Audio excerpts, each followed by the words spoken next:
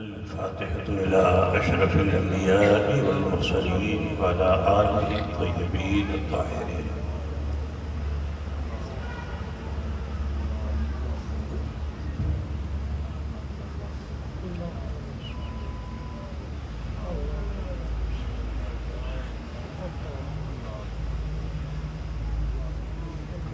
سربراہ شاہا کریمہ دستگیرہ اشرفہ حرمتی روح پیمبر ایک نظر کن سوئے ماں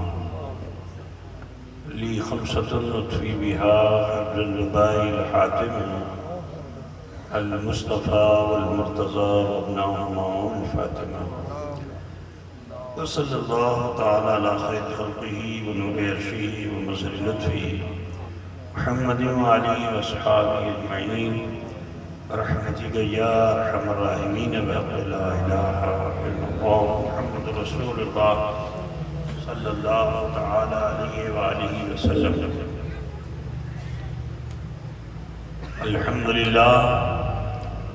الحمدللہ نعبدہ ونستعینہ ونستغفرہ ونؤمن بہ ونتوکل علیہ ونعوذ باللہ من شرور انفسنا ومن سیئات اعمالنا من يهده الله فلا مضل له ومن يضلله فلا هادي له ونشهد أن لا إله إلا الله وحده لا شريك له ونشهد أن سيدنا وطبيب قلوبنا وشفاء صدورنا محمدا عبده ورسوله بالهدى ودين الحق يرسله أما بعد فأعوذ بالله من الشيطان الرجيم بسم الله الرحمن الرحيم قد أفلح من زكاها صدق الله مولانا العظيم وبلغنا رسوله النبي الأمي الكريم ونحن على ذلك لمن الشاهدين والشاكرين والحمد لله رب العالمين. ذی وقار علماء ملت اسلامیہ، طلباء علوم دینیہ، وہ مخدوم العالم کانفرنس میں شرکت فرمانے والے برادران اسلام، سماعت فرمانے والی خواتین اسلام، عزیز بچوں، نوجوان ساتھیوں، حصول سعادت و برکت کے لیے عقیدت اور خلوص کے ساتھ آئیے ہم اور آپ مل کر آقا انعامدار مدنی تاجدار غریبوں کے غمخوار صاحب ابرار و خیار سید عالم نور مجسم جناب محمد رسول اللہ صلی اللہ تعالی علیہ وآلہ وسلم کی بارگاہ بے کس پناہ میں جھوم کر ہدیے درود پاک پیش فرمانے. اللہم صلی علی مولانا محمد وعلی مولانا محمد. اللہم صلی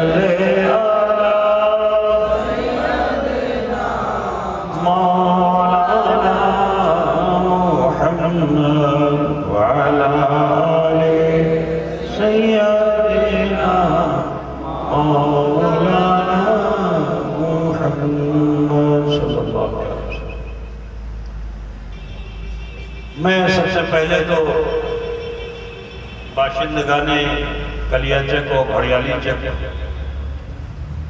کے تمام مرد و زن کو مبارکباد دیتا ہوں کہ جو سالہ سال سے اس بزم کو منعقد کرتے ہیں. اللہ تعالیٰ ان سب کو جزائے خیر عطا فرمائے. اور آپ جس دلچسپی اور محبت و خلوص کے ساتھ مخدوم اشرف مشن کی ترقی میں حصے دار ہوتے ہیں، یقین جانے دل کی گہرائیوں سے آپ سب کے لیے دعا ہے. اللہ تعالیٰ دارین کی لازوال نعمتیں ہم سب کو مولا کریم عطا فرمائے.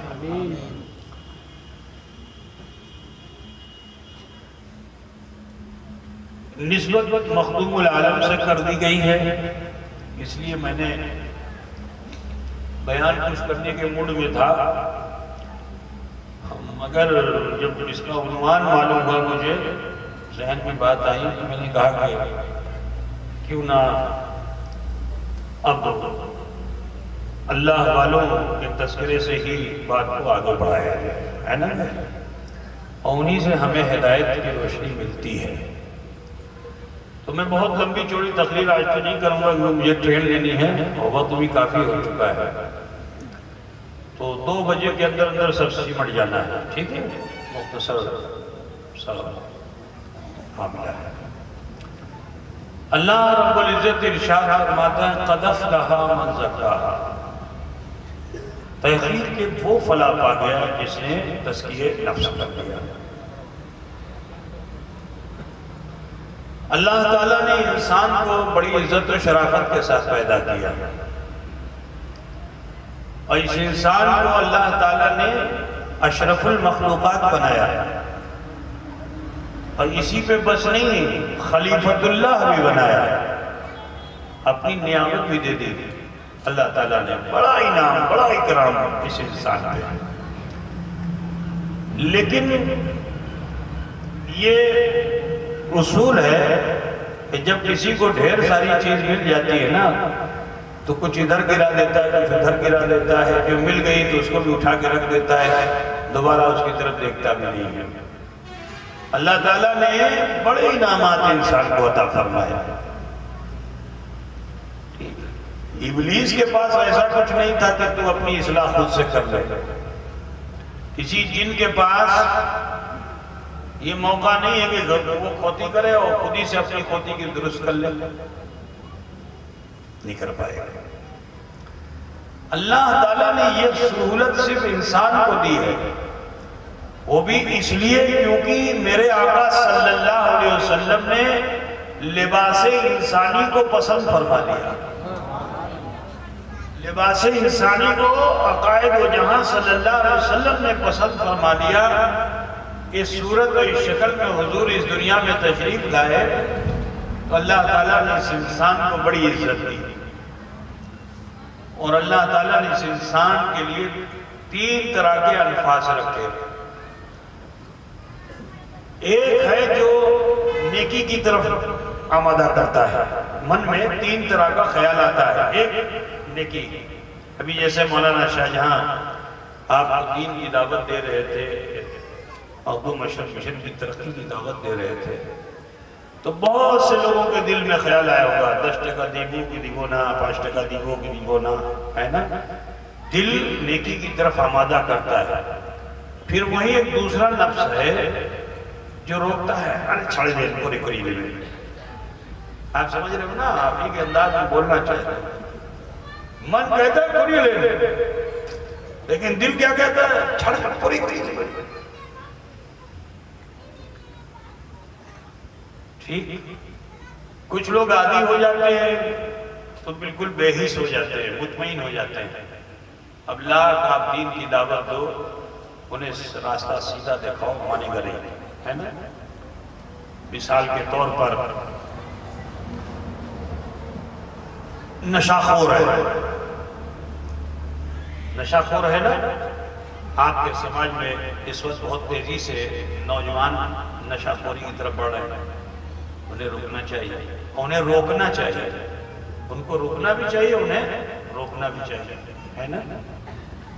بہت زیادہ تو اب وہ عادی ہو چکا ہے، وہ اپنے نشہ کرنے میں عادی ہو چکا ہے، تو من بولتا ہے کہ چھوڑ دو، لیکن وہ عادی ہو چکا ہے تو پھر مجبور ہو کے اسے وہ کر رہا ہے نا؟ لیکن اللہ تعالیٰ نے انسان کو بہت ول پاور بھی دیا ہے، انسان کی قوت ارادی کو اللہ تعالیٰ نے بہت مضبوط کیا ہے۔ اگر یہ انسان چاہے تو اپنی چاہت کی بنیاد پہ یا آسمان کے ستاروں کو بھی اپنے دامن میں کر سکتا ہے، محاورہ ہے۔ آج آپ دیکھ رہے ہو کہ زمین پر رہنے والا یہ انسان جب چاہ لیتا ہے تو چاند میں کھیتی کرنے کی سوچتا ہے، باڑی بنانے کی سوچتا ہے، چاندی نہیں منگل گرہ پہ بھی پہنچ جاتا ہے انسان۔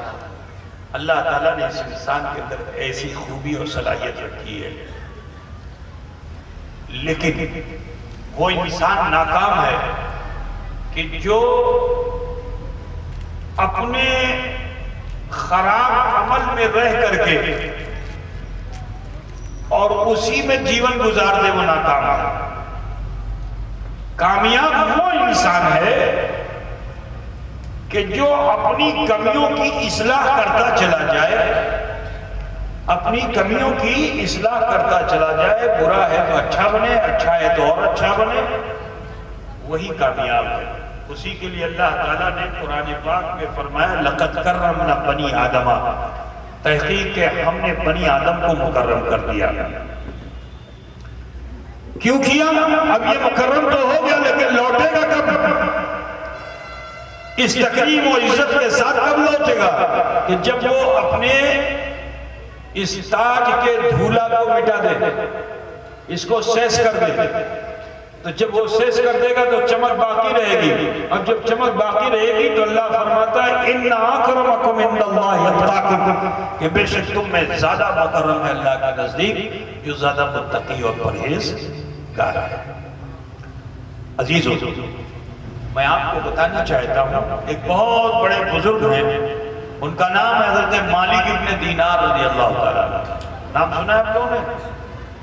علماء سے سنا ہوگا الحمدللہ، اس علاقے میں تو بہت علماء ہیں۔ مالک بن دینار یہ بڑے متقی، اللہ سے ڈرنے والے۔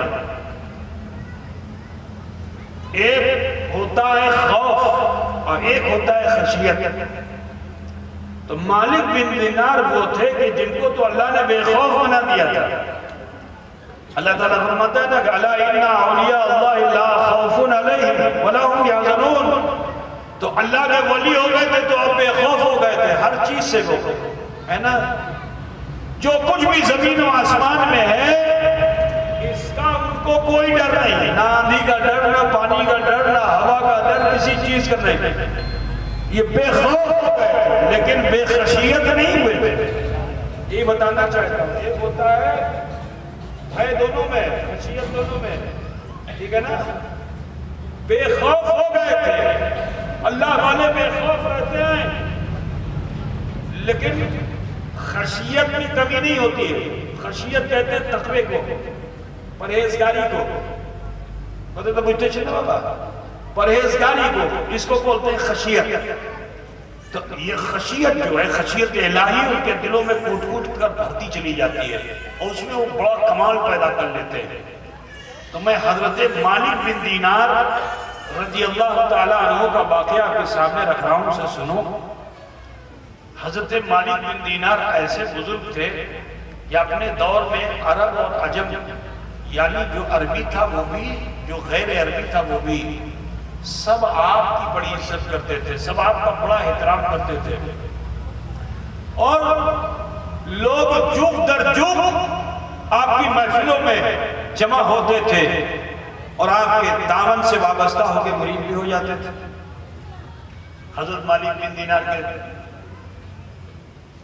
بڑا احترام آپ کا، حالت یہ ہے کہ جوتا آپ کا، جوتا اتار دیں تو اس کو اٹھا کے لوگ سر پہ رکھ لیں، آپ اپنا رومال کسی کو دے دیں تو اس کو بڑی عزت کے ساتھ چومے چاٹر لے کے جائے۔ مالک بن دینار ایک مرتبہ ایسے شہر میں پہنچے جہاں ان کو کوئی چھینتا نہیں تھا۔ اس شہر کا نام تھا بصرہ۔ اب جب بصرہ شہر میں پہنچے تو صبح کا وقت تھا، جیسے یہاں کلیا چت میں لوگ دکان لگاتے ہیں، ابھی رات میں بھی دکان کھلی ہوگی، پھل کی دکان، فروٹ کی دکان میں رات بھر کھلی رہتی ہے نا۔ تو اب وہ ایک ٹھیلے پہ جو پھل والا ہوتا ہے وہ اپنی فروٹ کی دکان پہ پھل جو لگاتا ہے، تو جب لگانے کا سمے ہوتا ہے تو اس وقت بہت صفائی کرتا ہے، وہ اس کو چمکاتا ہے، کپڑا لے کر کے سیب کو چمکاتا ہے۔ آپ لوگ تو جانتے ہوں گے نا بھائی، میں نے تو راستہ چلتے ہوئے دیکھا ہے کہیں کہیں کبھی کبھی، پتہ نہیں کلیا چک میں ویسا کرتے ہیں نہیں کرتے ہیں، لوگ کرتے ہیں نا، ایسا ہے، اس کو چمکاتا ہے، اس پر لگاتا ہے، پھر من نہیں بھرتا تو اس کو نکال لیتا ہے، پھر اس کو پھر رگڑتا ہے، چمکاتا ہے، اس کو گول چیک کرتا ہے سیٹ ہوا کہ نہیں ہوا۔ اب اس کو بالکل فٹ کر دیتا ہے. جب سکون ہو جاتا ہے کہ نہیں اب یہ سندر لگ رہا ہے، بہت اچھا لگ رہا ہے، تو اس کو وہاں چھوڑ دیتا ہے. ایسا کرتا ہے نا. تو وہ پھل والا وہاں ٹھیلے پہ اپنی دکان میں پھل سجا رہا تھا، سیب سجا رہا تھا. ابھی جیسے مولانا ڈاک کر رہے تھے، اس میں ایک پھل تھا، اس کو تم لوگ کچھ اور کہہ رہے تھے، ایپریکاٹس اس کو کہتے ہیں، ہے نا. اسی طرح سے ایک پھل ہوتا ہے انجیر، انجیری کی طرح کا پھل بھی ہے، یہ دوسرا ہے، وہ دوسرا ہوتا ہے انجیر، ایک پھل ہوتا ہے. یہاں بھی دیکھا آپ نے سوکھی انجیر تو مل جاتی ہے، ہری انجیر یہاں نہیں ملتی ہے نا. سوکھی انجیر رسی میں گھسڑ کر کے لگتا ہے نا، دیکھا ہے نا، گول گول. تو وہ پھل اس کو انجیر بولتے ہیں. اب وہ پھل بھی خوب ایسے ہی کپڑے سے چمکا کر کے لال ہرا ہوتا ہے، بڑا سندر. عرب کا انجیر بہت بڑا ہوتا ہے، یہ چھوٹے چھوٹے نہیں ہوتا، بڑا بڑا ہوتا ہے، بڑا سندر ہوتا ہے. اب اس کو وہ لگا رہا تھا کہ حضرت مالک بن دینار کی نظر اس پہ پڑ گئی. اب جو مالک بن دینار کی نظر پڑی تو من میں چاہا کہ چلو لاؤ یہ انجیر کھا لیں. کھانے کی تمنا ہوئی، خواہش ہوئی. کہاں کھانا پینا کہاں، 40 دن 40 گزر جاتے تھے اور بہت تھوڑی سی خوراک پہ جیون ویتیت کرتے تھے. 40 دن گزر گیا. یہ والا چلہ نہیں، لوٹا تھالی لے کے آتے ہیں اور گورو کا منسو جو ہے وہ مسجد کے اندر پکاتے ہیں. دیکھا ہے کہ نہیں دیکھا؟ آپ کے وہاں نہیں ہے نا؟ ارے بولو بھائی، ہے نا. اللہ کرے کہ نہ ہو، اور اگر ہے تو ختم ہو جائے، ہے نا. مسجد کا بھی احترام نہیں کرتے، مسجد کے اندر ہی کھانا پکا کر کے بریانی کھاتے ہیں، ہے نا. گورو کا منسوخ کھا لیتے ہیں. میرے عزیز، چلے میں کھایا نہیں جاتا ہے، چلے میں کھانے سے رکا جاتا ہے. وہ چلہ تو بالکل بیکار ہے کہ جو صرف کھانے کے لیے ہوتا ہے. وہ چلہ کہ جو مخدوم العالم نے کیا، جو حضرت شیخ عثمان نقی سراج آئین ہند نے کیا، جو حضرت نظام الدین محبوب الہی نے کیا، جو خواجہ نے کیا، جو اشرف جہانگیر سمنانی نے کیا، یہ اصل چلہ ہے جس میں کھانے سے رکنے کی سوچا جاتا ہے. کم کھا رہا تھا تو اور کم کھاؤ، اور اس میں کیا ہے، کم کھا رہا تھا اور بیسی کھاؤ، بیسی کھا رہا تھا اور بیسی کھاؤ. بات سمجھ رہے ہو نا؟ دونوں چلے میں فرق سمجھ لو. جو حق والا چلہ ہوتا ہے اس میں کھانے سے رکا جاتا ہے، اور جو ناحق والا چلہ ہوتا ہے اس میں زیادہ کھایا جاتا ہے. کہتا ہے جنت ملے گی نہیں، دنیا ہی میں کھا لو. پتہ مجھ رہے گا کہ جنت تو ملے گی نہیں، دنیا ہی میں کھا لو. اب کھانے کے چکر میں لگا رہتا ہے. میرے عزیز، حضرت مالک بن دینار جو غذاؤں پہ قابو کر کے معرفت حق حاصل کرنے والے، نگاہیں اٹھائیں تو جلوہ حق نظر آئے، نگاہیں جھکائیں بھی تو جلوہ حق نظر آئے. حضرت مالک بن دینار کا وہ مقام تھا. عزیزو، دکان پہ پہنچے، من کی خواہش ہوئی کہ یہ جدی مل جائے تو اس کو ہم کھا لیں. دکاندار کے پاس پہنچے تو وہ تو وہی کر رہا تھا، سیب لے کر کے اپنا کپڑے سے رگڑ کر چمچا کر کے اور پھر اس کو لگا رہا تھا. اس کے پیچھے آپ کھڑے ہوئے، کہا دکاندار. اس نے بھی ایسے تھوڑا مڑ کے دیکھا، پوری طرح سے گھما نہیں، ایسے مڑ کے دیکھا. اے دکاندار انجیر دے دو. تو اس نے کہا کہ ٹھیک ہے، کچھ تو نہیں بہن، الپو بیشی نہیں، الپو دے دو، ٹکا لاؤ. الپو دیے دے بیشی نہیں، ٹکا لاؤ. اب جو کہا ٹکا لاؤ تو حضرت مالک بن دینار نے اپنی جیب میں جو ہاتھ ڈالا نا تو جیب پھٹی ہوئی تھی، ہاتھ باہر نکل گیا، ایک بھی ٹکا پیسہ نہیں. بہت چنتت ہوئے. یہ مالک بن دینار وہ ہیں، ان کو بن دینار کیوں کہتے ہیں معلوم ہے؟ ایک مرتبہ ایسے ہی مستی میں سفر کر رہے تھے اور نوکا پہ بیٹھ گئے، اور جب نوکا والا نوکا لے کر کے چلا بیچ دریا میں، اب دیکھا نا وہ سنتا ہے، یہاں گھاٹ پہ دیکھا ہے نا، کون سا گھاٹ ہے؟ مانک چک گھاٹ. اب ادھر سے راج محل مولانا شاہجہاں کو جانا ہو، کوئی ہے ادھر؟ تو اب اگر مولانا شاہجہاں کو جانا ہو تو اس کو تو بیچ گھاٹ میں ٹکا دینا پڑے گا. ٹکا دو. پیسہ آپ کے پاس تھا نہیں. تو اس وقت آپ کو بڑی شرم آئی، لجہ آئی تھی. تو آپ نے صرف اپنے رب سے عرضی لگائی تھی کہ مولا میری عزت میری لاج رکھ لے. اتنا ہی عرض کیا تھا کہ جانتے ہو اللہ تعالیٰ نے سمندر کی مچھلیوں کو حکم دے دیا کہ اپنے اپنے منہ میں دینار رکھ کر کے مالک بن دینار کی گود میں گھومیں. تو مچھلیاں سمندر سے اچھل اچھل کے اور نوکا میں آتی تھی، جو آتی تھی اس کے منہ میں دینار، جو آتی تھی اس کے منہ میں دینار. اس لیے حضرت مالک بن دینار ہو گئے. لیکن آج ان کے پاس نہ کوئی درہم ہے نہ دینار ہے، پھر وہی حال ہے. اب کیا کریں؟ تو ان کو خیال آیا کہ لوگ میری عزت کرتے ہیں، لوگ میری تعظیم کرتے ہیں، اگر کسی کو میں رومال دے دیتا ہوں تو بہت خوش ہوتا ہے. حضرت نے مجھ کو دے دیا تحفہ. کسی کو اگر جوتا مل جاتا ہے تو سب سے زیادہ خوش ہوتا ہے، تو سر کا تاج بنا لیتا ہے. تو چلو اس کو آج میں اپنا جوتا دے دوں. تو سفر پیدل کیا تھا، چلتے چلتے جوتا پھٹ گیا تھا. اب وہ پھٹا ہوا جوتا اتارا اور کہا دکاندار اینٹا دیں اور پھل دیں. اب دکاندار نے مڑ کے جو دیکھا تو دیکھتا کیا ہے کہ ہاتھ میں تو جوتا ہے. اینٹا تو نہیں کچھ. کہا دیکھو ہمیں ٹکا پر دیو نا، اینٹا تمہیں جوتا نہیں نو اور اس کے بدلے میں تم کو پھل دے دو. تو جلال میں آ گیا دکاندار کا. پاگل ہو گیا، دماغ خراب ہو گیا، صبح صبح کا وقت میری کوئی نہیں خراب کرتا ہے. ابھی کوئی دکاندار جہاں کا ہوگا تو سوچو کیسا بولتا ہے وہ. دکاندار کی بولی تو آپ جانتے ہو نا، کبھی کبھی بہت بھلو بھاشا بھی بولتا ہے، کبھی جب جلال میں آ جاتا ہے تو پھر کسٹمر کو کیسے بھگاتا ہے وہ تو پتہ ہی نا تم لوگوں کو، ہے نا. ارے آپ لوگوں کو معلوم ہے کہ نہیں معلوم ہے کہ وہ بیٹھا ہوا دکاندار مسکرا رہا ہے نا.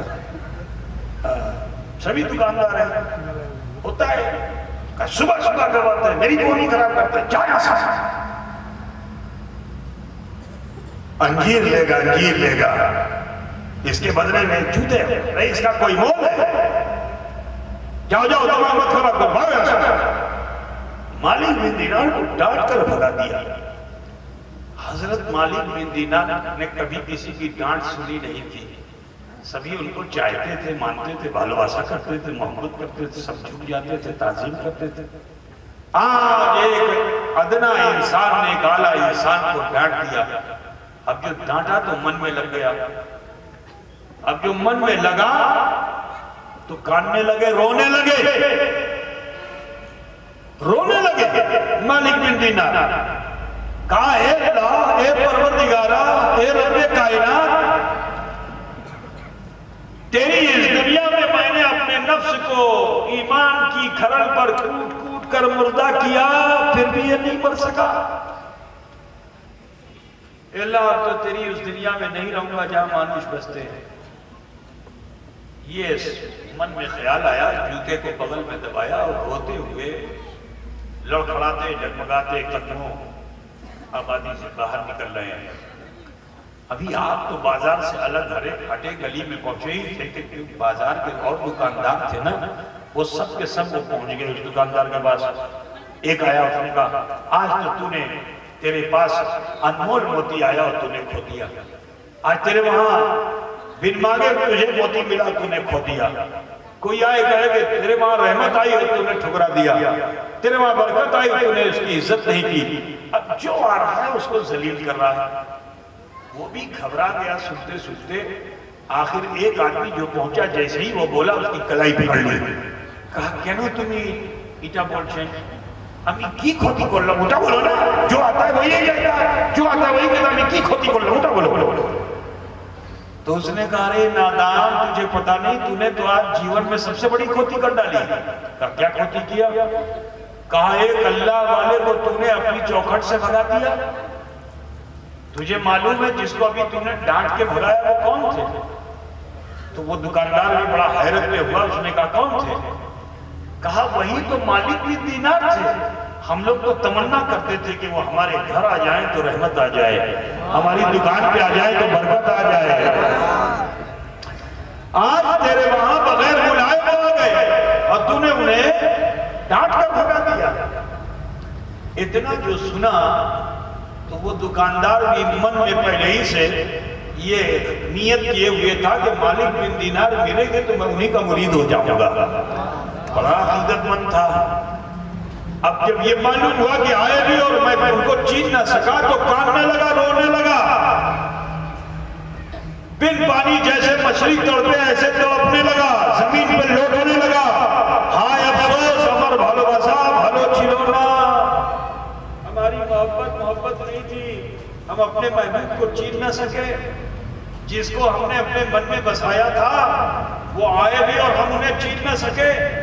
اب کان رہا ہے، رو رہا ہے، اپنی شومی قسمت کو کوس رہا ہے، کبھی ہتھیلی مل رہا ہے، کبھی پیشانی مل رہا ہے، مٹامی کی بھول کو اللہ، مٹامی کی بھول کو اللہ، کان رہا ہے، رو رہا ہے۔ اسی بیچ ہمدردی میں لوگ تسلی دینے کے لیے اس کے پاس گئے، بھائی ٹھیک ہے جو ہو گیا ہو گیا، لیکن اسی درمیان اس کا غلام بھی پہنچا، نوکر جو تھا غلام وہ بھی پہنچا اپنے مالک کو تسلی دینے کے لیے۔ جیسے ہی غلام کو دیکھا تو کہا، اے غلام، ارے تو آ گیا، بڑا تیرا احسان ہے، دیکھ میں تجھے آزادی دے دوں گا، اسی سمے تو آزاد ہو جائے گا جس سمے اس ٹوکرے کو اٹھا کر میرے محبوب کی بارگاہ میں لے جائے گا اور وہ اس نذرانے کو قبول کر لیں گے تو آزاد ہو جائے گا۔ اس میں میرے محبوب کی نظر پڑی ہے، یہ ٹوکرا اٹھا انجیر کا پھل کا اور اسے لے کے جا، ڈھونڈ میرے محبوب کو، اگر وہ مل جائے تو اسے نذرانہ کر دینا، ہدیہ کر دینا، اگر وہ قبول کر لیں تو اسی سمے تو آزاد ہو جائے گا۔ غلام بھی بڑا خوش ہوا کہ چلو بچپن سے غلامی کا پٹکا لگا کے بغیر ٹکے پیسے کے اس کی سیوا کرتا رہا ہوں، آج مجھے آزادی مل جائے گی۔ تو ایک مرتبہ بھی اس کو پلٹ کے نہیں دیکھا، جلدی سے ٹوکرے کو اٹھایا کہ کہیں ایسا نہ ہو کہ میرے مالک کی نیت بدل جائے، ارادہ بدل جائے۔ اس نے جلدی سے ٹوکرا اٹھا کے سر پہ رکھا اور بغیر اجازت کے دکان سے باہر ہو گیا۔ اب پورے شہر میں تلاش کر رہا ہے، سب سے پوچھ رہا ہے، جگاسا کر رہا ہے، مالک بن دینار کو دیکھا، مالک بن دینار کو دیکھا، مالک بن دینار کو دیکھا، غرض کے ڈھونڈتے ڈھونڈتے ڈھونڈتے ڈھونڈتے شام ہو گئی۔ شام کو کسی آدمی نے بتا دیا، ہاں ابھی ابھی ہم نے مالک بن دینار کو جنگل میں جاتے ہوئے دیکھا ہے۔ اتنا جو اس نے سنا تو اس راستے پہ چل پڑا جو جنگل میں جاتا تھا، کچھ دیر دوڑتا ہوا گیا تو دیکھتا کیا ہے کہ مالک بن دینار اپنے پیروں سے دھولا اڑاتے ہوئے ڈگمگاتے قدموں مستانہ بار چلے جا رہے ہیں۔ اس نے جو دیکھا تو بڑی خوشی ہوئی، دن بھر ڈھونڈا تھا اس نے، جو نظر آ گئے نا تو دوڑ کے گیا، جا کے ان کے چرنوں کو چھان لیا، کہا حضور آپ کی بارگاہ میں آمر سلام اچھے سلام قبول کریے لیں۔ حضور میں غلام ابن غلام ہوں، آپ کی بارگاہ میں سلام کرتا ہوں، آج تک میرا یہ نصیب نہیں تھا کہ میں کسی کو نذرانہ پیش کروں، لیکن سرکار آج آپ کے کرم سے اللہ نے مجھے بھی یہ توفیق بخش دی ہے کہ میں ایک اللہ کے مقرب بندے کی بارگاہ میں ہدیہ پیش کر دوں، نذرانہ پیش کر دوں۔ تو سرکار میں تحفہ لے کر آیا ہوں، ہدیہ لے کر آیا ہوں، اسے قبول فرما لیں۔ حضرت مالک ابن دینار نے اس کو اوپر سے نیچے دیکھا اور پھر ٹوکرے کو دیکھا، ٹوکرا ڈھکا ہوا تھا، بند تھا۔ تو حضرت مالک ابن دینار نے پوچھا کہ اے غلام یہ بتا تیرے ٹوکرے میں ہے کیا، تیرے ٹوکرے میں ہے کیا؟ تو غلام نے اکڑ کر کے کہا کہ اے مالک ابن دینار، ہم نے تو سنا تھا کہ آپ عالم نبیل ہیں، آپ فاضل جلیل ہیں، فقیہ عرص ہیں، متقی زمانہ ہیں، اللہ کے ولی ہیں، حضور کے عاشق ہیں، حضور کی سنتوں پہ عمل کرنے والے ہیں۔ اے مالک بن دینار یہ کیا بولتے ہو؟ میں نے تو کبھی نہیں سنا کہ حضور نے کسی تحفہ دینے والے سے یہ پوچھ لیا ہو کہ تیرے تحفے میں کیا ہے۔ اگر کوئی بوڑھی عورت حضور کو دعوت دے اور دسترخوان پہ زہر آلود گوشت لا کے رکھ دے، ڈھکن ڈھکا ہوا ہو، اللہ کے رسول غیب داں ہیں، اس کے باوجود بھی رسول تحفے میں ہے کیا؟ آپ کیوں پوچھتے ہو؟ حضور تو تحفہ دینے والے سے کبھی پوچھتے نہیں تھے کہ کی آچھے کینو تمہیں جگیاسا کرچھیں اٹھا سنت الخلاف کینو تمہیں جگیاسا کرچھیں سنت الخلاف آچھے تو حضرت مالک بن دینار نے اس سے فرمایا کہ سن اے غلام اس راز کو تو نہیں جانے گا جو تو کہتا ہے تو سچ ہے کہ میرے نبی نے کبھی کسی تحفہ دینے والے سے پوچھا نہیں کہ تو دے کیا رہا ہے کیوں دیا لے لیا زہر دینے والا نے زہر دیا مصطفیٰ نے اسے بھی لے لیا میرے مصطفیٰ اخلاق میں اتنے عظیم ہیں کہ اگر کوئی زہر دے تو حضور اسے ٹھکراتے نہیں قبول فرما لیتے ہیں برادران اسلام خیال فرمائیے کہ اب رسول اب حضرت مالک بن دینار نے غلام سے کہا تو سچ کہتا ہے نبی رحمت نے آقائے دو جہاں صلی اللہ علیہ وسلم نے کبھی کسی تحفہ دینے والے سے پوچھا نہیں کہ اس میں کیا ہے لیکن اس راز کو تو نہیں سمجھے گا کہ میں کیوں پوچھ رہا ہوں میں اس لیے پوچھ رہا ہوں کہ جس نفس کو میں نے دنیا میں چھوڑ دیا کہیں ایسا تو نہیں کہ تیرے تحفے میں چھپ کر پھر میرے پاس آ گیا تیرے تحفے میں چھپ کر پھر میرے پاس آ گیا ہو تو حضرت مالک بن دینار نے جب یہ فرمایا تو غلام نے یہ کہا کہ حضور آپ صحیح سوچ رہے ہیں میں کچھ اور نہیں لایا ہوں تحفے میں آپ کا نفسی لایا ہوں تحفے میں آپ کا نفسی لایا ہوں لیکن سرکار اس کو جکن اپنی کھاوے تار کرے اپنا نفس بڑھوے نا مت کھائیے اس کو کھائیے نہیں صرف قبول کر لیجئے آپ حضور کے اگر عاشق ہو حضور کی خوشی چاہتے ہو تو صرف قبول کر لیجئے کیونکہ میرے مالک نے یہ کہہ دیا ہے کہ اگر میرا آقا میرا محبوب اسے قبول کر لے گا تو تو آزاد ہو جائے گا اور آپ جانتے ہو حضور کو دو ہی صورت میں خوشی حاصل ہوتی ہے ایک تو یہ کہ حضور کا امتی جب نماز میں ہوتا ہے تو حضور کو خوشی حاصل ہوتی ہے دوسرا یہ کہ جب کوئی غلام کو آزاد کراتا ہے تو حضور کو خوشی حاصل ہوتی ہے تو حضور میں غلام ہوں آپ سے مجھ سے بول دیجئے کہ ابھی قبول کر رہا یہ غلامی کا پٹکا اتر جائے گا میں آزاد ہو جاؤں گا تو جانتے ہو حضرت مالک بن دینار نے اس غلام کو فرمایا اے غلام سن تو بھی آزادی کی فکر میں ہے اور میں بھی آزادی کی فکر میں ہوں تو دنیا کی آزادی چاہتا ہے اور میں آخرت کی آزادی چاہتا ہوں میں یہ چاہتا ہوں کہ جب رب کی بارگاہ میں میرا سامنا پروردگار سے ہو تو میں اپنے جرموں اور کی بیڑیوں اور کڑیوں کے ساتھ نہ جاؤں بلکہ آزادی کے ساتھ اپنے رب العزت کا سامنا کر سکوں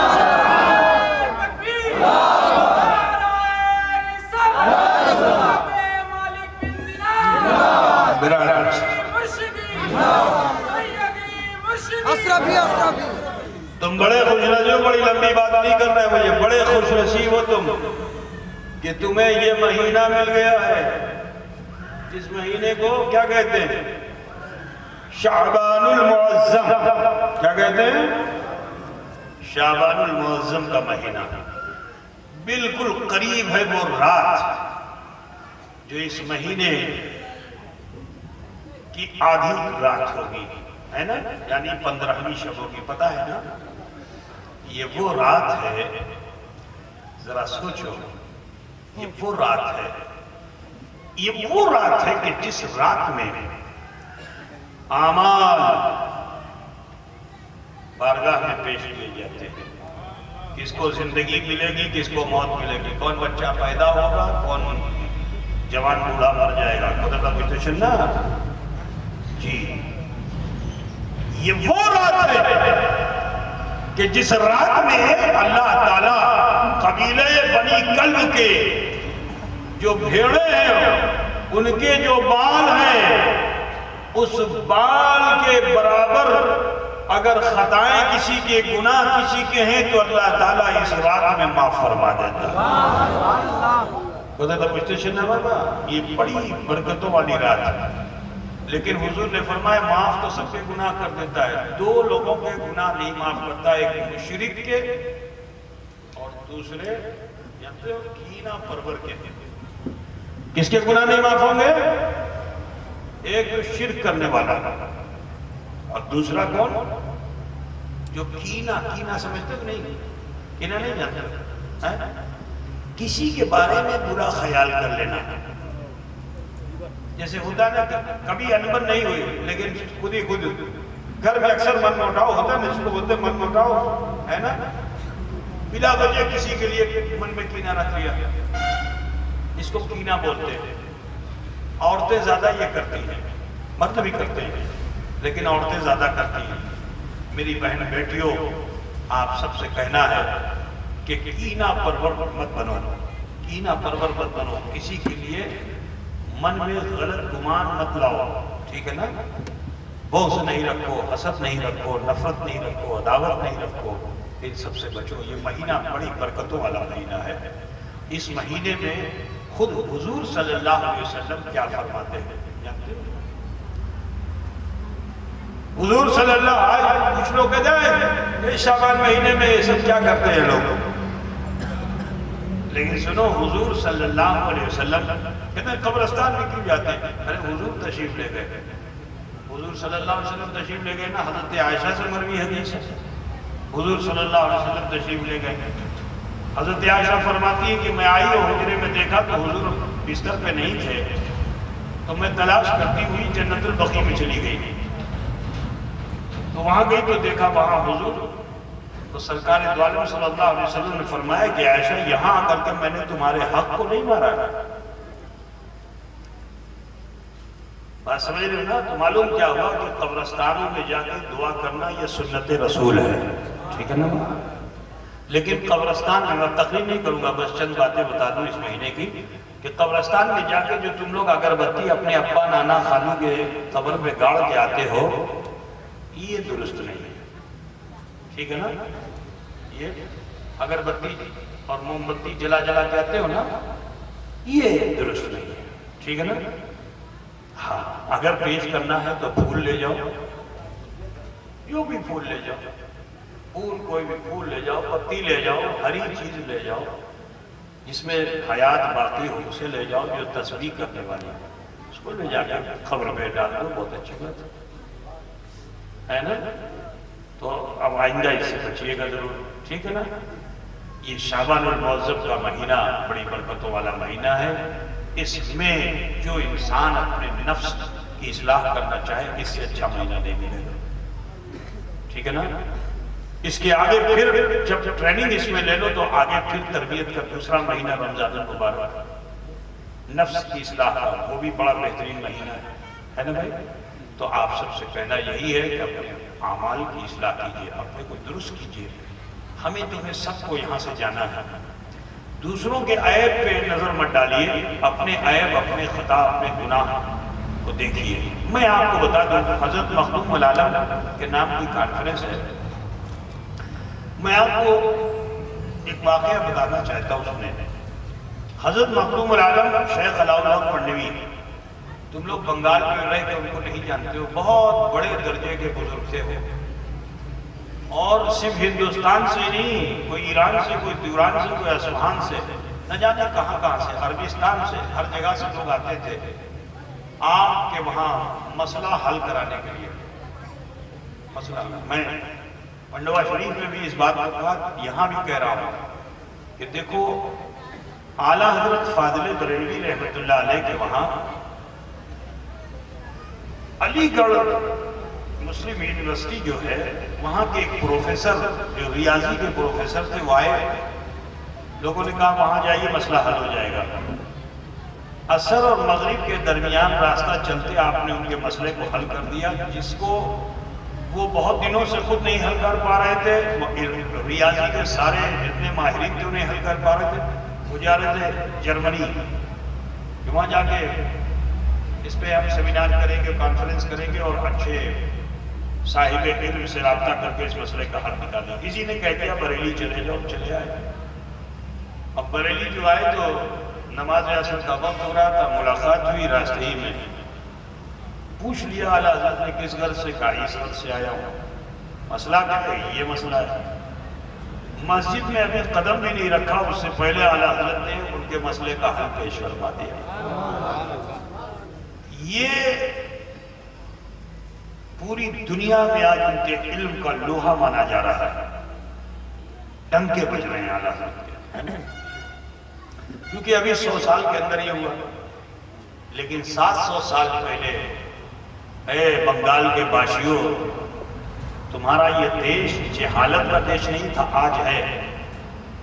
آج یہاں انکلچرڈ انسیولائزڈ لوگ رہتے ہیں، ٹھیک ہے نا؟ مائنر ختم ہو گیا کیونکہ اسلام اور اسلامیات سے مسلمان دور ہو گیا، ٹھیک ہے نا؟ آج ہم ہندوؤں کے طریقے میں جی رہے ہیں، کافروں کے طریقے میں جی رہے ہیں، اسلامی طریقے میں جی رہے ہیں۔ وہ مخدوم العالم جب یہاں تشریف لائے تھے، ان کے والد آئے تھے یہاں پہ، یہاں کے جو راجہ تھے، اس راجہ کے آپ قاضی القضات تھے، چیف جسٹس تھے آپ کے والد، لیکن بچپن سے ہی آپ میں وہی خشیت الہی نے ان کو اپنے فیملی سے الگ کیا، اور وہ چلے گئے پنڈوا۔ اس زمانے میں پنڈوا غیر آباد جگہ تھی۔ اب جا کر کے وہاں بیٹھے تو حالت یہ ہو گئی کہ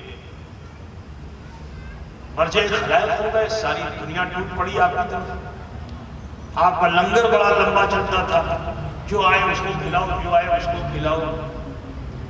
تو جو یہاں کا راجہ تھا نا، وہ خفا ہو گیا، مولوی نے جا کے چڑھا دیا۔ مولوی بڑا خطرناک ہوتا ہے، دنیا دار مولوی، سن لیجئے، دنیا دار مولوی ہوتا ہے نا، بہت خطرناک ہوتا ہے، فتنے یہی لاتا ہے، یہی فتنے بھی پیدا کرتا ہے، یہ بھی سن لیجئے۔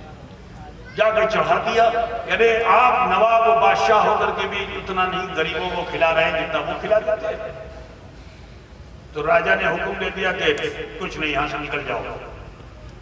تو سونار گاؤں آپ کو جنگل میں بھیج دیا۔ سونار گاؤں بنگلہ دیش میں ہے نا، سونار گاؤں بھیج دیا جنگل میں۔ اب جنگل میں آپ چلے گئے، وہاں گئے تو جنگل میں منگل۔ اللہ والوں کے لیے شہر اور گاؤں دیہات کیا، اشرف الاولیاء نے دکھا دیا نا جنگل میں منگل کیسے کیا جاتا ہے نا؟ تو وہاں بھیج دیا، وہاں گئے تو وہاں بھی ڈنکے بجنے لگے، کیونکہ اللہ والا تو بے خوف ہوتا ہے نا، اللہ کی خشیت لے کے رہتا ہے، دنیا دار کا خوف نہیں ہوتا ہے نا؟ خشیت الہی لے کر وہاں بھی بیٹھ گئے تو وہاں بھی ویسے ہی حال۔ آخر کار راجہ حضرت کا عقیدت مند ہوا، مرید ہوا، اور پھر ریکویسٹ کر کے واپس بھی لایا، اب اپنی خانقاہ میں آ جائیے۔ آپ تشریف لائے یہاں تو 1-2 نہیں 700 علماء کے محافل اترتے تھے، اور حضرت کا معاملہ یہ تھا کہ جتنے لوگ ہوتے تھے جلسے میں، مجمع میں، سب کی کیفیت سے واقف ہوتے تھے، اور آپ کی جو تقریر ہوتی تھی نا، وہ ایک ایک کے لیے ہوتی تھی، سب اپنا اپنا سوال لے کر بیٹھے ہوئے ہوتے تھے۔ تو حضرت کی جو تقریر ہوتی تھی، اسی تقریر میں اس کے سوال کا جواب مل جاتا، اس کے سوال کا جواب حضرت کے اس تقریر میں اسے مل جاتا تھا، وہ مطمئن ہو جاتا تھا۔ دور سے کئی سالوں کی پریشانی کو جھیلتا ہوا آتا تھا، اور چند لمحے میں مسئلہ حل ہو جاتا تھا۔ شیخ علاؤ الحق پنڈوی وہ تھے، ٹھیک ہے بھیا، لیکن سنو، کسی کا دامن نہیں تھاما تھا، مرید نہیں ہوئے تھے، تقوی میں ایسے، خشیت میں ایسے باکمال تھے، ٹھیک، لیکن مرید نہیں ہوئے تھے۔ تو سارے مولانا لوگ بیٹھے ہوئے تھے اپنا اپنا مسئلہ لے کر کے، انہی کے بیچ میں ایک تاجر بھی بیٹھا ہوا تھا۔ اب وہ تاجر جو بیٹھا ہوا تھا، عالم کے بیچ میں اگر کوئی عوام بیٹھے تو چین ہوگی کہ نہیں ہوگی؟ مولانا لوگ کے بیچ میں کوئی تاجر بھی جا کے بیٹھ جائے، سب چین لیں گے کہ یہ سب مولانا یہی ہے جو تاجر ہے، کیونکہ نور ایمان جو ہے، علم کا عرفان جو ہے، وہ عالم کی پیشانی سے چمکتا ہے، یہ سمجھ لو۔ عالم کو پہچاننے میں دیر نہیں ہوگی۔ تو حضرت نے سب پہ نظر کی، جب اس پہ نظر پڑی تو حضرت نے فرمایا تم بھائی کہاں سے آئے ہو؟ بتا دیا اس نے، میں فلاں جگہ سے آیا ہوں۔ کہا اچھا بتاؤ کسی کے مرید ہوئے ہو؟ کہا کسی کا مرید ہو؟ تو اس کو بڑا فخر ہوا، کھڑے ہو کر کے کہتا ہے میں گنجے شکر کا مرید ہوں۔ فرید الدین گنج شکر کا مرید ہوں. تو اس کے اس انداز پہ حضرت نے بھی تیور بدل کر کے فرمایا، جیسے وہ تیور بدل کر کے کھڑے ہو کے ناز سے مرید تھا نا، تو ناز سے کھڑا ہوا، کہا کہ میں فرید الدین گنج شکر کا مرید ہوں. تو حضرت نے فرمایا تیرا پیر گنج شکر ہے، لیکن سن میں گنج نبات ہوں. اب تم لوگ نہیں سمجھو کہ نبات کس کو کہتے ہیں. نبات مصری بجتر، مصری ایک چینی ہے ایک مصری ہے نا، لیکن اس کی حقیقت کو نہیں سمجھ سکا کہ چینی ہی سے مصری ہوتی ہے، مصری سے چینی نہیں ہوتی، چینی ہی سے، چینی اصل ہے، مصری اس کی فرع ہے. کیا فرمایا؟ میں گنج نبات ہوں. اس کو بہت برا لگا، میرے پیر صاحب کو ایسا بولتے ہیں؟ ہاں میرے پیر صاحب کو ایسا بولتے ہیں، جاؤں گا اپنے پیر صاحب سے شکایت کروں گا. اب حضرت کے محفل سے نکل گیا اور پاک پٹن شریف کے لیے روانہ ہوا. ابھی راستے ہی میں تھا کہ خبر آ گئی کہ فرید الدین گنج شکر کا وصال ہو گیا، حضرت کا انتقال ہو گیا. اب جو یہ سنا اس نے تو بہت افسوس ہوا اس کو. پھر وہیں سے اس نے رخ بدلا، کہا چلو محبوب الہی سے مل لیتا ہوں، حضرت کے خلیفہ ہیں، دل کو سکون ہو جائے گا. تو وہاں سے وہ حضرت محبوب الہی کی بارگاہ میں آ گیا. اب حضرت محبوب الہی کی بارگاہ میں جو پہنچا تو یہاں بھی علماء کے بیچ میں آگے بیٹھا، افسردہ حال بیٹھا تھا. حضرت کی نظر اس پہ پڑ گئی، پوچھ لیا کہ بھائی تو اتنا کیوں غمزدہ بیٹھا ہوا ہے؟ کہا نہیں حضور کچھ نہیں. کہا نہیں بتاؤ کیا بات ہے؟ کہا حضور میرے پیر کا انتقال ہو گیا، یہ غم ہے. دوسرا یہ کہ میں بنگال گیا تھا، وہاں پہ ایک پیر صاحب سے ملاقات ہوئی تھی، تو انہوں نے مجھ سے پوچھ لیا تھا کہ آپ کس کے مرید ہوں، تو میں نے بتا دیا تھا گنج شکر کا. تو انہوں نے کہا میں گنج نبات ہوں. ہم کو حضور یہ بات بڑی بری لگی. حضرت محبوب الہی بھی بابا فرید کے مرید تھے، انہوں نے جو واقعہ سنا نا ان کو بھی جلال آ گیا. ذرا سوچو، وہ محبوب الہی کہ جو نفس کشی میں اتنا کمال رکھتے ہوں، نہیں بتانا چاہتا ہوں، نفس کشی میں اتنا کمال رکھتے ہیں کہ آپ فرماتے ہیں کہ اگر کوئی بلا وجہ میرے گال پہ ایک تماچا لگائے تو میں اس کو اپنا دوسرا گال دے دیں. مطلب مجھے چلنا یعنی جھگڑا کرنا نہیں چاہتے، لیکن جب مرشد کی بات آئی تو ان کو بھی جلال آ گیا. اب جب ان کو جلال آیا تو حضرت تو فرماتے ہیں زبان وہ گنگ بیشور، ان کی زبان جو ہے گونگی ہو جائے، وہ لکنت ہو جائے، توتلے ہو جائے. بڑے فصیح اللسان بزرگ تھے آپ، بہت ہی زبردست خطیب تھے. آپ کے خطابت کا ڈنکا بجتا تھا.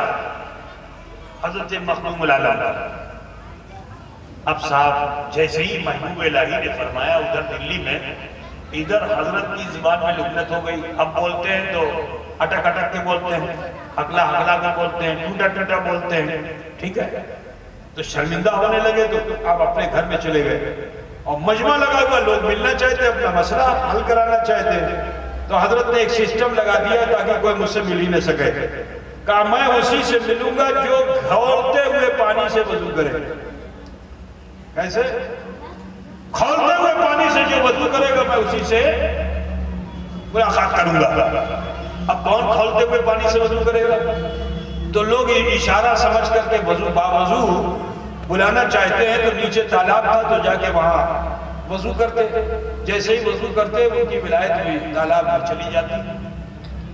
اب بڑی چنتا حضرت کو. اب سارے جتنے لوگ وہاں تھے ان کو سب کو بڑی چنتا کہ ایک تو ملے بھی نہیں اور جو کچھ ملا تھا وہ بھی چلا گیا.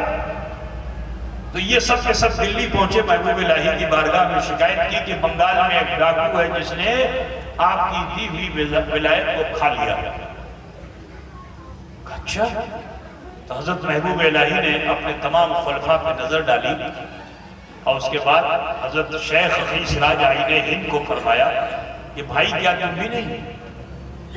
تو آپ فرماتے ہیں کہ اگر آپ کے دریا سے گزرنے کا حکم دے دیں تو میں وہاں سے بھی گزر جاؤں گا. حضرت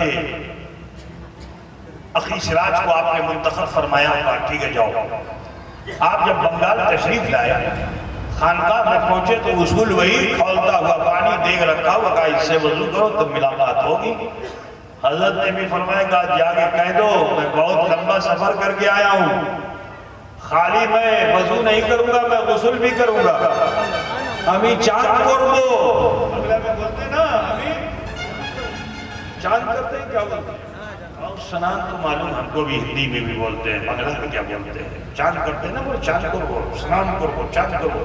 اٹھایا اب پورا پانی جو کھولتا ہوا تھا اس سے غسل کر لیا، اس کو اپنی جگہ پہ چلے آئے۔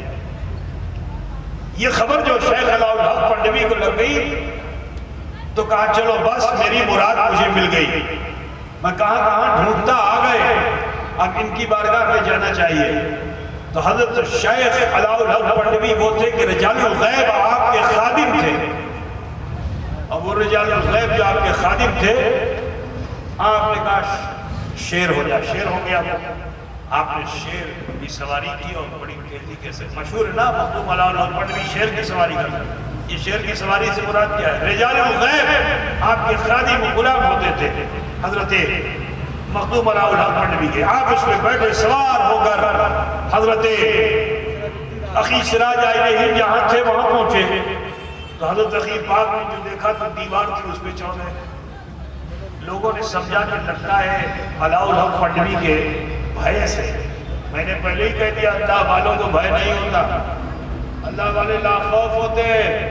میں نے پہلے ہی بتا دیا آپ کو اللہ والے لا خوف ہوتے ہیں، انہیں کسی دنیا کی کسی چیز کا خوف نہیں، نہ شیر کا خوف، نہ آندھی کا خوف، نہ پانی کا خوف، نہ طوفان کا خوف، ان تمام چیزوں کا انہیں خوف نہیں ہوتا ہے۔ لیکن دیکھنے میں یہ آیا کہ خوف زدہ ہو کے دیوار پہ چڑھ گئے، لوگوں نے یہی دیکھا۔ مگر جیسے ہی شیخ علاؤ الحق پنڈوی قریب آئے حضرت نے دیوار کو ایڑ لگائی۔ اب جو دیوار کو ایڑ لگائی تو دیوار بھی چلنے لگی، اب دیوار چلنے لگی۔ حضرت شیخ علاؤ الحق نے جو یہ دیکھا تو جو آپ کا علم کا زوم تھا وہ اتر گیا، اور اتر کر کے شیر سے قدموں کو تھام لیا، کہا حضور میں اس کو چلاتا ہوں جس میں چلنے کی صلاحیت ہے، لیکن ہم تو اسے بھی چلا دیتے ہیں جس میں چلنے کی صلاحیت نہیں ہے۔ برادران ملت اسلامیہ بات سمجھے نا، قد افلح من زکاہا، تحقیق کے وہ فلاح پا گیا جس نے تزکیہ نفس کیا۔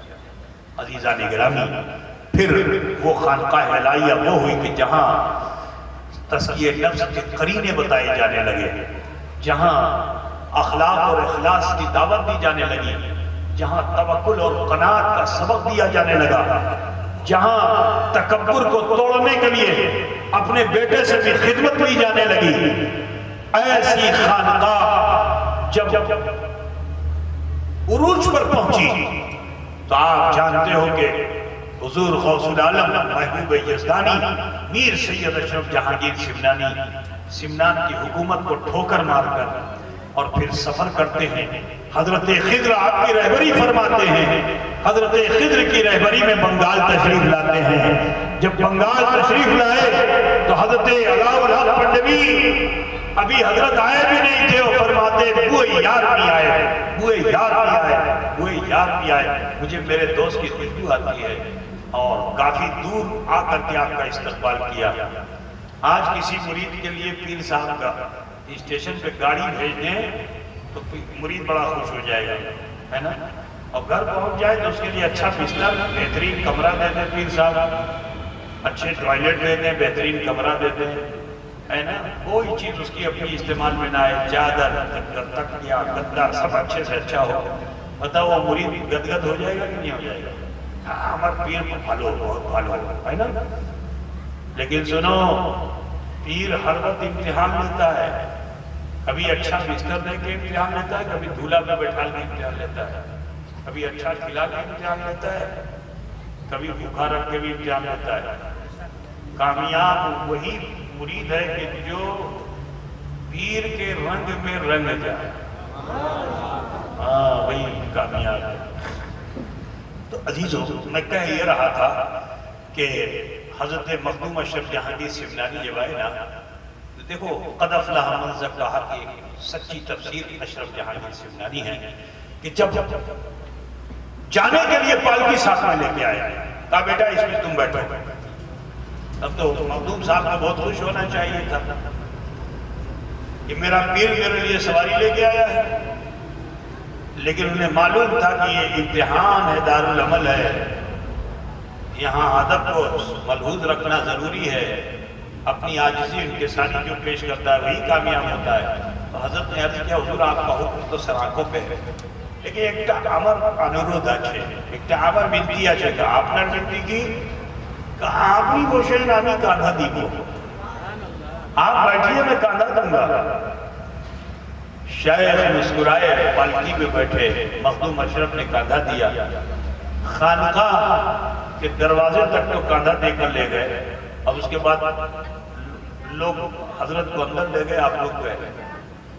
یہ راز و نیاز کی معاملہ تھا، 3 شبانہ یوم خانقاہ میں داخل نہیں ہوئے، لیکن یہ 3 دن ایسا مجاہدے کا تھا کہ مرشد کی نظروں میں آ گئے، سمجھ گئے نا، مرشد کی نظروں میں آ گئے، اور جب مرشد کی نظروں میں آ گئے تو شیخ کیا فرماتے ہیں، مراز حضرت پیر جہاں بخش خطاب آمد کے اے اشرف جہانگیر، کہ میرے پیر نے جب مجھے دنیا میں کوئی نام دینا چاہا تو اللہ کی طرف سے نام آیا، اشرف جہانگیر، اشرف جہانگیر، اشرف جہانگیر۔ خدا بجھتے چھنے بابا، حتیٰ کہ اسی خانقاہ سے فیضیاب ہوئے تو صرف قطب ہی نہیں، قطب الاقطاب بنا دیے گئے اشرف جہانگیر سمنانی۔ عزیزان گرامی، آپ بڑے خوش نصیب ہو کے انہی کی چھتر چھایا میں جی رہے ہو، نفس کے بندے مت بنو، آپ سے کہنا ہے کہ اپنے نفس کو قابو میں رکھنے کی کوشش کرو۔ میں آپ کو ایک طریقہ بتا کے اپنی بات ختم کرنا چاہوں گا۔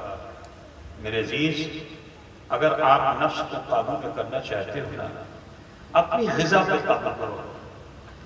آج ہماری غذا پہ قابو نہیں ہے۔ مثال کے طور پر اگر لذیذ غذا ہم کو مل گئی تو 1 پلیٹ بھات اگر ہم کھاتے ہیں تو 2 کھائیں گے، 1.5 تو کھائی لیں گے، ٹھیک ہے نا؟ یہی ہماری سب سے بڑی کمی ہے۔ نہیں، اپنی غذا پہ قابو کیجئے۔ 3 چیزوں پہ اگر مسلمان عمل پیرا ہو جائے تو اللہ کا مقرب بندہ ہو سکتا ہے۔ بزرگوں نے ہی بتایا، کم خوردن، کم کھانا، ٹھیک ہے نا، اور کم سونا اور کم بولنا۔ یہ بنگالی سے ہو پائے گا؟ کتنے بنگالی سے ہوگا؟ ہاتھ اٹھا کے بتاؤ۔ نہیں ہوتا ہے، مشکل ہے نا۔ کم کھانا، کم سونا اور کم بولنا، یہ والا بڑا مشکل ہے، کم بولنے والا تو بڑا مشکل لگ رہا ہے نا۔ تو میرے عزیز، بزرگوں نے کامیابی جو حاصل کی وہ یہی، نفس کو قابو میں کرنے کے لیے یہ 3 چیزیں ہیں۔ اگر ان 3 چیزوں پر آپ نے کنٹرول کر لیا تو انشاءاللہ تبارک و تعالیٰ آپ اللہ کے مقرب بندوں میں آپ کا بھی ایک نام ہو جائے گا انشاءاللہ تعالیٰ، ٹھیک ہے نا بھائی؟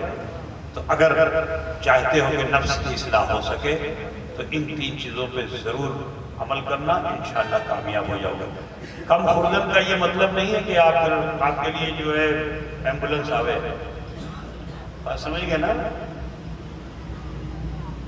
مطلب یہ کہ روزانہ گھٹاتے چلے جاؤ، گھٹاتے چلے جاؤ، گھٹاتے چلے جاؤ، گھٹاتے چلے جاؤ، اتنا خود ہی گھٹ گئے، نہیں۔ کھانے کے لیے مت جیو، جملہ سن لو، کھانے کے لیے مت جیو، جینے کے لیے کھاؤ۔ مرنے کی تمنا کرو ہی نہیں، ٹھیک؟ جینے کے لیے کھاؤ، کھانے کے لیے مت جیو، ٹھیک؟ اگر یہ سوچ آپ باقی رکھو گے تو انشاءاللہ تعالیٰ ہشت پشت رہو گے، بہت سی بیماریوں سے بچے رہو گے، روگ آپ سے بہت دور ہو جائے گا۔ امید یہ ہے کہ فقیر کی اس دعوت پہ آپ سے غور و خوض کریں گے، اس پر عمل کر کے زندگی گزاریں گے۔ میں ان نوجوانوں سے کہنا چاہوں گا کہ جو آزادی کے ساتھ مسلم سماج میں وہ نوجوان کے جو جوا، نشہ، سود خوری کی طرف آمادہ ہے، برائے کرم لوٹاؤ میرے بچوں، لوٹاؤ۔ آج ہمارا سماج ویسے ہی دورنام ہے، تمہارے اس عمل سے اور دورنام ہو رہا ہے۔ لوٹو، اپنی اصلاح کرو۔ یہ شراب نوشی، یہ نشہ خوری، یہ ڈرگس، یہ بری عادتیں، اس سے اپنے کو اس سے باہر کیجیے، نکالیے، اصلاح کیجیے۔ اور اس کی اصلاح کا بہترین طریقہ یہی ہے کہ اگر آپ نشہ خور ہو اور ڈرگس کے آپ عادی ہو، چاہتے ہو کہ چھوٹ جائے، تو میں آپ کو ایک طریقہ بتا دیتا ہوں کہ روزانہ 1000 مرتبہ درود شریف پڑھیے اور شہد کے اوپر دم کر دیجیے، شہد کے اوپر۔ یہ طریقہ بتا دیتا ہوں، اللہ کریں گے وہ لوگ جو سمجھ رہے ہیں چھوٹے گا نہیں، بہت آسانی چھوٹ جائے گا۔ روزانہ 1000 مرتبہ درود شریف پڑھیے اور شہد کے اوپر دم کر دیجیے، ٹھیک؟ اس کے بعد پھر جب جب تمہاری خواہش ہوتی ہے، ٹھیک؟ اب کون کون سا ڈرگس ہے وہ تو ہم نہیں جانتے، باقی لوگ جانتے ہوں گے، ہے نا؟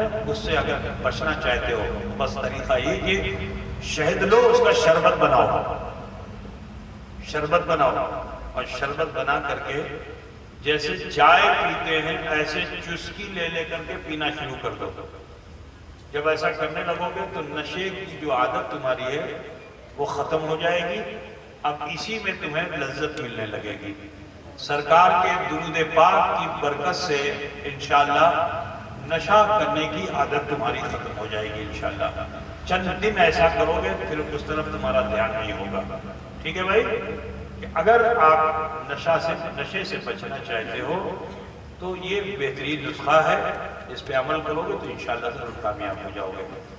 میں دعا کرتا ہوں کہ اللہ تعالیٰ ہمارے بچوں کو، ہمارے جوانوں کو، جو لوگ بھی ایسی بری عادت سے لگے ہوئے ہیں، اللہ تعالیٰ ہم سب کو ہدایت کی توفیق دے اور توبہ نصوحہ کی توفیق دے۔ یہ مہینہ بڑی رحمتوں برکتوں والا ہے، جانتے ہو ایسے تو اللہ تعالیٰ آسمان دنیا پہ نزول اجلال روز فرماتا ہے، لیکن رات کے تیسرے حصے میں جب ساری دنیا سوتی ہے، لیکن اس شب برات میں اللہ تعالیٰ مغرب سے جیسے ہی سورج ڈوبتا ہے اللہ تعالیٰ آسمان دنیا کے نزول اجلال فرماتا ہے۔ سال بھر تو اللہ تعالیٰ سوئے ہوں کو جگا کے دیتا ہے، لیکن یہ دن ایسا ہے کہ جو بیدار لوگ ہیں، جو جگے ہوئے لوگ ہیں، اللہ تعالیٰ انہیں بھی اپنے انعام و اکرام کو عطا فرمانے کے لیے ندا دیتا ہے۔ اے میرے بندے مانگ مجھ سے، اگر گناہوں کی مغفرت طلب کرے گا تو حضور فرماتے ہیں قبیلہ بنی کلب کے بھیڑ بکریوں کے بال کے برابر بھی اگر گناہ ہوں گے تو اللہ اسے معاف فرما دے گا۔ تو یہ مانگ مجھ سے، اگر روزی چاہتا ہے تو تیرے نصیب میں رزق بھی دے دوں گا۔ مانگ مجھ سے، جو مانگنا ہے مانگو، اللہ تعالیٰ تمہیں عطا فرمائے گا۔ ہمیں امید ہے کہ اس شعبان المعظم کی برکتیں جو ہمیں ملنے والی ہیں اس سے ہم لوگ محروم نہیں رہیں گے۔ تو بہت اچھا ہے کہ اس کی تربیت اور ٹریننگ ہم لوگ پھر سے لے لیں اور تھوڑی دیر کے لیے اپنی اپنی ذات کے تعلق سے سوچئے کہ میرا بچپن کیسا، میری جوانی کیسی، میرا بڑھاپا کیسا، اب تک کی زندگی کیسی، کہیں مجھ سے کوئی بھول اور خطا تو نہیں ہوئی؟ اگر کوئی بھول اور خطا ہوئی ہے تو اسے اپنے رب کے حضور پیش کر کے معافی کے طلبگار ہو جائیے۔ اللہ غفور ہے، اللہ رحیم ہے، ہمارے آپ سب کے چھوٹے بڑے گناہوں کو ضرور بے ضرور معاف فرمائے گا۔ اپنے ہاتھوں کو باندھ لیجئے، تھوڑی دیر کے لیے سر جھکا کے من میں جھانکیے، دیکھیے میرا بچپن کیسا، میری جوانی کیسی، میرا بڑھاپا کیسا، اب تک کی زندگی کیسی، کہیں مجھ سے کوئی خطا بھول تو نہیں ہوئی؟ اگر کوئی خطا بھول گناہ سرزد ہوئے تو اسے اکٹھا کر کے ارحم الراحمین کی بارگاہ میں پیش کر دیجئے۔ انشاءاللہ بوسیلہ رسول رحمت صلی اللہ علیہ وسلم اللہ تبارک و تعالی ہمارے تمہارے سب کے چھوٹے بڑے گناہوں کو ضرور بے ضرور معاف فرمائے۔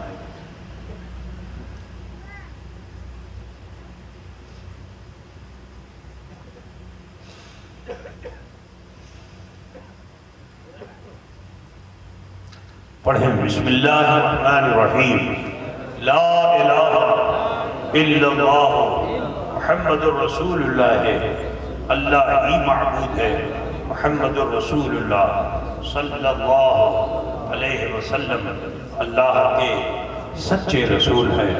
استغفر اللہ ربی من کل ذنب واتوب الیہ، اے اللہ تیری بارگاہ میں سچے دل سے سب چھوٹے بڑے گناہوں سے ہم توبہ کرتے ہیں اور ہم وسیلہ چاہتے ہیں تیرے محبوب سید عالم نور مجسم احمد مصطفیٰ محمد مصطفیٰ صلی اللہ علیہ وسلم کا۔ اس مختصر وقت میں اللہ کریم نے ہم سب پہ فضل فرمایا کہ ہم نے کلمہ شریف پڑھا اور استغفار کیا۔ یقین جانیے اس وقت ہم اور آپ ایسے ہو چکے ہیں جیسے ماں کے پیٹ سے پیدا ہونے والا بچہ ہوتا ہے۔ ضروری ہے کہ اپنی آنے والی زندگی کو بہتر بنائیے، غلط کاموں سے اپنے آپ کو بچائیے، نیک عمل کیجیے۔ میں آپ سے آخر میں یہ جاننا چاہتا ہوں کہ مخدوم اشرف مشن جسے حضور اشرف الاولیاء نے بڑے ارمانوں کے ساتھ اپنی عمر کے آخری لمحات میں سالوں میں قائم فرمایا، اور اس پیرانہ سالی میں بھی بڑے عزم و حوصلے کے ساتھ مخدوم اشرف مشن کی ترویج و اشاعت میں ترقی میں حصہ لیتے رہے، لیکن اپنی کچھ ذمہ داریاں ہم سب پہ چھوڑ کر ملأ اعلیٰ میں رب کا قرب حاصل کر گئے۔ حضور اشرف الاولیاء بڑے عزم اور حوصلے کے مالک تھے، اور تقویٰ پرہیزگاری یہ آپ کی زندگی کا شعار تھا۔ حضور اشرف الاولیاء رحمت اللہ علیہ نے ایک دو نہیں سینکڑوں مدارس اسلامیہ، مساجد، خانقاہیں اسے کا قیام پورے ہندوستان میں کیا، پاکستان میں کیا، انگلینڈ میں کیا، اور بھی دیگر جگہوں پہ فرمایا آپ نے۔ حضور اشرف الاولیاء لیکن ایک چیز سے بڑے وہ افسردہ رہتے تھے، کیونکہ ادارے کو چلانے کا جو طریقہ، جو سسٹم تھا، وہ پہلے کیا تھا کہ کسی آدمی کو، تنخواہ دار کو مدرسے والے کر لیتے تھے، وہ گھومتا تھا اور اس کو مہینے میں تنخواہ ملتی تھی، اور دیانتداری کے ساتھ وہ بھی لا کر کے جو ٹکا پیسہ، آٹا، گیہوں، چاول جو ملتا اس کو لا کے جمع کر دیتا تھا، مدرسہ اسی سے چلتا تھا۔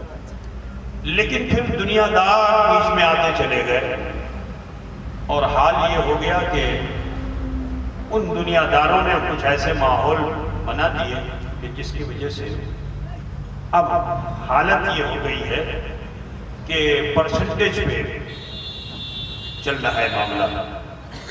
آپ 10 روپیہ دیں گے تو 5 روپیہ ہو جائے گا، 5 روپیہ دیں گے تو 2.5 روپیہ ہو جائے گا، ہے نا، آدھا آدھی۔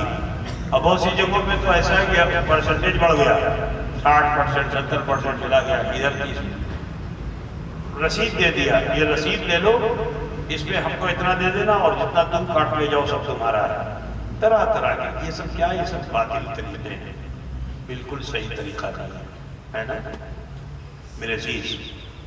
بہرکیف کچھ لوگ ہیں جو دیانتداری کے ساتھ کام کر رہے ہیں، جو کر رہے ہیں دیانتداری کے ساتھ وہ صحیح ہے، ٹھیک، ان کو میں کنڈیم نہیں کر رہا ہوں۔ شرعی طور پر حق المحنت اسے دیا جا سکتا ہے، اب ذمہ دار جو طے کر لیں، ٹھیک۔ حضور اشرف الاولیاء کو کیونکہ آپ متقی بھی تھے نا، تو ان کو بڑی تکلیف ہوتی تھی کہ آدمی 10 روپیہ دے رہا ہے، وہ 5 روپیہ ہو جا رہا ہے، اس میں بھی کچھ آتا ہے کچھ نہیں آتا ہے۔ تو لہٰذا حضرت نے ایک اعلان کر دیا کہ مجھے بغیر کمیشن کے مدرسہ چلانا ہے۔ آپ جانتے ہیں کہ کتنی محنت کیا حضرت نے، سب آپ کی نظروں میں آج تک ہم سب محنت کر رہے ہیں، لیکن اس محنت کا پھل بھی ہمیں دکھ رہا ہے۔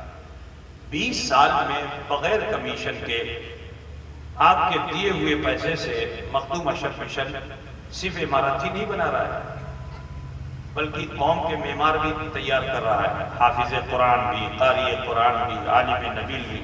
آپ جانتے ہو کہ اس وقت بنگال، بہار، اڑیسہ، جھارکھنڈ، ان سب علاقوں میں سب سے بڑی تعداد جو فارغین کی ہے وہ مخدوم اشرف مشن میں ہے۔ تقریباً 67 بچوں نے سند حاصل کی، دستار حاصل کی۔ دعا کرو اس میں اور اضافہ ہو۔ جو اور عزائم و مقاصد ہیں اس میں ہم پیچھے نہیں ہٹ رہے ہیں، یہ بزرگوں کا بڑا کرم ہے۔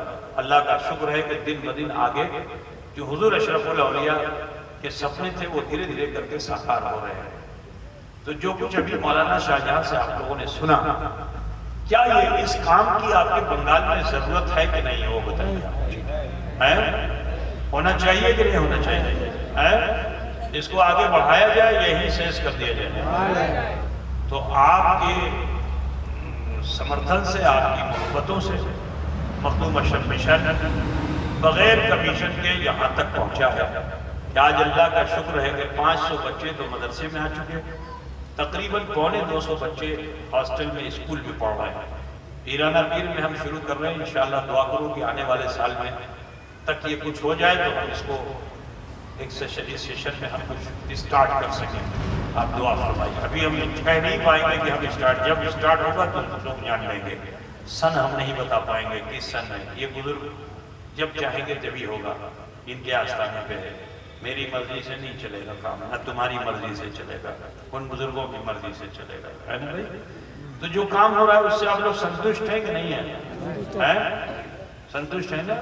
بس دعا کرتے رہنا، اور اگر یاد آ جائے، دل میں کچھ من میں خیال آ جائے تو آپ جانتے ہو کوئی آپ کے بیچ آئے گا نہیں دینے کے لیے، تو کتنا اچھا ہوتا کہ جب خیال آ جائے تو مخدوم اشرف مشن کی طرف متوجہ ہو جائیں۔ جو یہاں ذمہ داران ہیں ان کو ایسے ہی پیسہ مت دیجیے گا کبھی، جب دیجیے تو اس سے بولیے وہ رسید دو، سمجھ گئے نا؟ آپ اگر ایسے ہی کسی کو بھی پیسہ دیتے ہیں، چاہے مدرسے میں جا کے ایسے ہی دے کے آئیں، چاہے یہاں دے کسی کو، اگر وہ پیسہ دیتے ہیں تو اس کے ذمہ دار ہم نہیں ہیں۔ اگر وہ پیسہ نہیں لگا تو ہم اس کے ذمہ دار نہیں ہیں، ٹھیک ہے نا؟ آپ سے کوئی مثال کے طور پر کسی کو کا دل چاہ کہ چلو بچے کا ایک کرتا سلوا دیں، اور جا کے حافظ جی کو 10 روپیہ دے دیا، 500 روپیہ دے دیا۔ حافظ جی بھی اپنی مصروفیت میں خدا نخواستہ کر بھول گئے، نہیں کرا سکے تو آپ شکوہ نہیں کرو، کیونکہ آپ نے رسید نہیں کٹوائی۔ اب آپ جانو، حافظ جی جانے، یہاں جو ذمہ دار ہے اس کو آپ نے ایسے ہی پیسہ دے دیا اور رسید آپ نے نہیں دی، اس پیسے کو کسی وجہ سے وہ وہاں تک، میں نہیں کہتا کہ وہ اس میں خلل کرے گا، دیر کر دی، تاخیر کر دی، آپ نے سوال کیا کہ میرا پیسہ پہنچا کہ نہیں پہنچا، ہم اس کا جواب نہیں دے سکتے ہیں، ٹھیک؟ آپ سب سے کہنا یہی ہے کہ اگر آپ کو کوئی بھی پیسہ دینا ہے، پنکھا دینا ہے، کمرہ دینا ہے نا، جو بھی چیز دینی ہے تو ضروری یہ ہے کہ آپ اس کی رسید ضرور لے لیجئے۔ رسید کٹ جائے گی تو انشاءاللہ تعالیٰ وہ پیسہ لازمی طور پر جس مد میں آپ نے دیا اسی مد میں وہ پیسہ انشاءاللہ تعالیٰ لگ جائے گا۔ یہ ٹھیک رہے گا بھائی نا؟ یہ بہت سے لوگ ایسے اس لیے نہ رسید نہیں بونا، کسی بھی مدرسے کے لیے بھی نہیں ایسے بولا رسید نہیں بونا۔ آپ تو یہ کر کے چلے آئے، خدا نہ خواستہ کسی کو لالچ ہو جائے تو آپ تو چلے آئے، تو نفس تو سب کے پاس ہے نا، خدا نہ خواستہ کسی کو لالچ ہو گئی تو بتاؤ اس کی عاقبت آخرت خراب ہوگی کہ نہیں ہوگی؟ تو آپ تو نیکی کرنے کے لیے گئے تھے، ثواب کرنے کے لیے گئے تھے، مگر معلوم ہو کوئی دوسرا پھنس گیا۔ تو میں بہت کھلی بات کہنا چاہتا ہوں، ٹھیک ہے نا؟ تو رسید ضرور دیجیے اور رسید دیجیے، ٹھیک ہے نا؟ جب رسید دے دیں گے کوئی کمیشن نہیں کرے گا، آپ کا پیسہ ادارے میں ضرور جائے گا انشاءاللہ تعالیٰ، ٹھیک؟ کیونکہ یہ سب کے پاس رسیدیں ہیں نہیں، رسیدیں انہی کے پاس ہیں کہ جن پہ ہمارا پورا کنٹرول ہے، جن پہ ہمارا پورا قابو ہے، ٹھیک ہے نا؟ رسید اسی کے پاس ہے، عام آدمی کے پاس، ہر کسی کے پاس رسید ہم نے دے دیا ہے۔ تو اب اگر ایسی صورت میں آپ کو کچھ بھی کرنا ہوگا ادارے کے لیے تو ایسا کیجئے۔ کوئی اگر آپ کے وہاں رسید لے کے گھومنے پھرنے باہر کا کوئی آ جائے جس کو آپ نہیں پہچانتے ہو، مشن کے نام پہ قطعی اس کو کوئی پیسہ مت دیجیے گا، یہ میں کہہ رہا ہوں، ٹھیک؟ یہ ادارہ اہل سنت والجماعت سے کہ ذمہ دار افراد سے چل رہا ہے، انہی سے چلتا رہے گا۔